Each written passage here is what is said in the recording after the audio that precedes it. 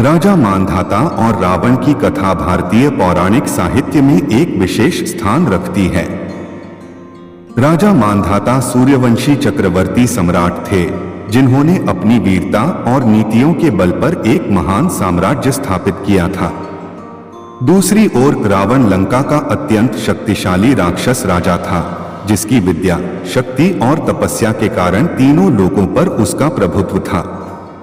रावण के समय में उसने कई राजाओं से कर टैक्स वसूला और उन्हें अपनी अधीनता में कर लिया। लेकिन यह कथा थोड़ी भिन्न है, जिसमें राजा मांधाता द्वारा रावण से कर टैक्स लेने का उल्लेख मिलता है। इस कथा में राजा मांधाता और रावण के बीच सत्ता, धर्म और शक्ति का संघर्ष है, जिसमें दोनों ही राजा अपनी अपनी प्रतिष्ठा और प्रभुत्व के लिए प्रसिद्ध हैं।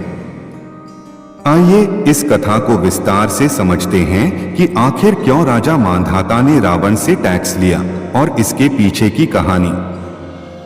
आप देख रहे हैं ईश्वर ध्यान। आपसे अनुरोध है कि आप हमारे चैनल को सब्सक्राइब जरूर कर लें। राजा मांधाता का जन्म सूर्यवंश में हुआ था, जो कि इक्ष्वाकु वंश से संबंधित थे। उनका जन्म राजा युगनाश्व के पुत्र के रूप में हुआ था और मांधाता को एक चमत्कारिक रूप से उत्पन्न राजा के रूप में जाना जाता है। उन्होंने अपनी अद्वितीय वीरता, धर्मपरायणता और राजनीतिक कौशल के बल पर चक्रवर्ती सम्राट का पद प्राप्त किया। उनके राज्य की सीमाएं बहुत विस्तृत थीं और उन्होंने भारतवर्ष के अधिकांश हिस्सों पर विजय प्राप्त की थी। वे धर्म और न्याय के प्रतीक माने जाते थे और उनके राज्य में सभी प्रकार की सुख सुविधाएं उपलब्ध थीं। मांधाता के बारे में यह कहा जाता है कि उन्होंने पूरी पृथ्वी पर विजय प्राप्त की और अपने साम्राज्य को इतनी दूर तक फैलाया कि उन्हें पूरे भारतवर्ष का सर्वोच्च सम्राट माना जाने लगा। उनके शासनकाल में लोग सुखी, समृद्ध और सुरक्षित थे और उनके अधीन राजाओं ने उन्हें अपना नेतृत्व स्वीकार किया। रावण लंका का राजा था और वह राक्षसों का नेता माना जाता था। रावण की शक्ति उसकी तपस्या और विद्या से उत्पन्न हुई थी। उसने भगवान ब्रह्मा से अनेक वरदान प्राप्त किए थे, जिसके कारण वह लगभग अमर हो चुका था। रावण ने अपनी शक्ति और विद्या का प्रयोग करते हुए अनेक राजाओं और देवताओं को पराजित किया था।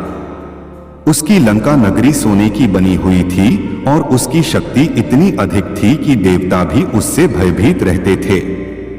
रावण न केवल अपनी शक्ति और सामरिक कौशल के लिए प्रसिद्ध था, बल्कि उसने अपनी राजनीति और सैन्य शक्ति के माध्यम से विभिन्न राज्यों से कर टैक्स वसूली का भी काम किया।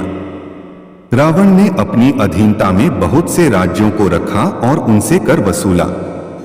यह कर न केवल उसकी आर्थिक शक्ति का प्रतीक था, बल्कि उसके प्रभुत्व और शक्ति का भी प्रमाण था।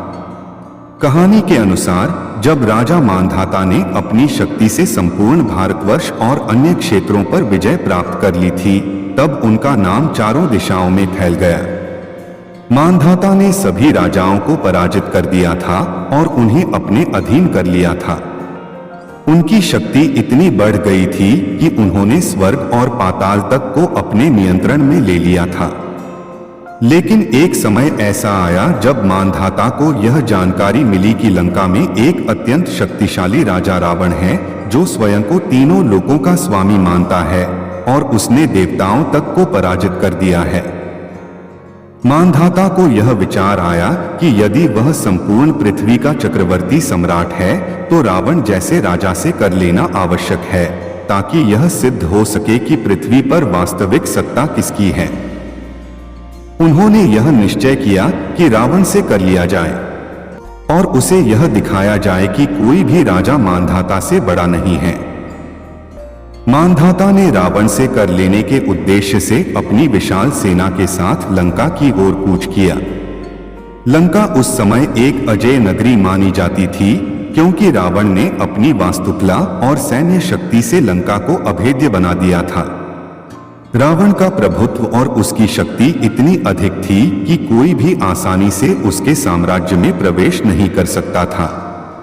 जब मांधाता लंका पहुंचे, तब उन्होंने रावण को कर देने का प्रस्ताव भेजा। उन्होंने कहा कि रावण को मांधाता के चक्रवर्ती साम्राज्य के अंतर्गत करदाता बनना होगा, क्योंकि मांधाता संपूर्ण पृथ्वी के सम्राट हैं और उनके समक्ष सभी राजा झुकते हैं। यह प्रस्ताव रावण के लिए अप्रत्याशित था, क्योंकि वह स्वयं को सबसे बड़ा राजा मानता था और उसने कभी किसी अन्य राजा के समक्ष झुकना स्वीकार नहीं किया था। रावण को जब मांधाता के प्रस्ताव के बारे में पता चला तो वह अत्यंत क्रोधित हुआ। उसने मांधाता के दूतों को यह संदेश भेजा कि वह स्वयं तीनों लोकों का स्वामी है और उसने देवताओं तक को पराजित कर दिया है। उसने कहा कि वह कभी किसी अन्य राजा के अधीन नहीं हो सकता और उसने कर देने से मना कर दिया। रावण के लिए यह उसकी प्रतिष्ठा और शक्ति का सवाल था और उसने मांधाता की अधीनता को स्वीकार करने से इनकार कर दिया। रावण द्वारा कर देने से मना करने पर राजा मांधाता ने रावण के खिलाफ युद्ध की घोषणा कर दी। मांधाता ने अपनी विशाल सेना को रावण की लंका पर हमला करने का आदेश दिया। दोनों के बीच एक महान युद्ध हुआ, जिसमें दोनों पक्षों ने अपनी पूरी शक्ति का प्रदर्शन किया। मांधाता की सेना ने रावण की लंका को घेर लिया और दोनों पक्षों के बीच एक लंबे समय तक युद्ध चला। इस युद्ध में मांधाता और रावण दोनों ही समान रूप से शक्तिशाली थे। मांधाता की शक्ति और धर्म के प्रति उनकी निष्ठा के कारण वे रावण के समक्ष टिके रहे, जबकि रावण अपनी विद्या और तपस्या के बल पर लड़ता रहा। यह युद्ध इतना लंबा चला कि अंततः दोनों राजाओं ने यह निर्णय लिया कि वे एक समझौते पर आएं। युद्ध के बाद मांधाता और रावण के बीच एक संवाद हुआ, जिसमें मांधाता ने रावण से कहा कि वह कर देने का प्रस्ताव इसलिए लेकर आए थे क्योंकि वे चक्रवर्ती सम्राट हैं और संपूर्ण पृथ्वी पर उनका अधिकार है।